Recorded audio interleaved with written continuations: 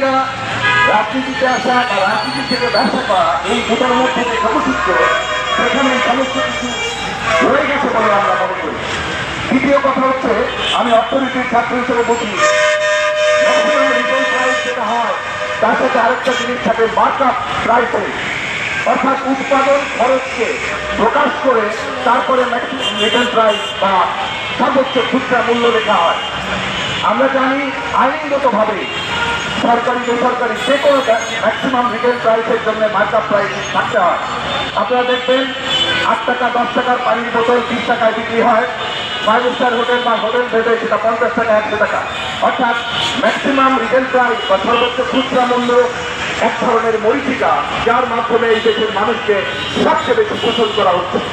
আজকে থেকে আমরা আন্দোলনের ডাক দিতে চাই, এখন থেকে মার্কআপ প্রাইস ঘোষণা করতে হবে, যাতে ব্যবসায়ীরা মার্কেট প্রাইস যখন ঘোষণা করবে, আইনগতভাবে সেই ঘোষণাপত্র যখন থাকবে, তখন তার সাথে মিলিয়ে ক্রেতারা ঠিকই বুঝতে পাবে যে তাকে কত টাকা প্রফিট দেওয়া হলো। এই প্রফিট ইচ্ছামতো করার জন্য এখন যে শুধুমাত্র খুচরা মূল্য লেখা হয়, সেটা আসলে অবৈধ না হলে আমরা ভোক্তারা কোনোদিনই বুঝতে পারবো না আমাদেরকে কোথা থেকে ঠকানো হচ্ছে।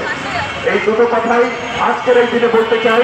ব্যবসায়ীরা এইভাবে খুচরা মূল্যকে যে কোনোভাবে বসিয়ে নিচ্ছে সরকারের কাছ থেকে। আপনারা দেখেছেন তেলের মূল্য বাড়ানোর জন্য তারা যে মিছিল করে, আস্তে করে একটা প্রেস রিলিজ হয়, তেলের মূল্য আগামীকাল থেকে 10 টাকা বেড়ে গেল। কিন্তু কেন বাড়লো, কোথায় বাড়লো, কিভাবে বাড়লো? আবার তেলের মূল্য যে আন্তর্জাতিক বাজারে কমে, সেই খবরটা কিন্তু আসে না।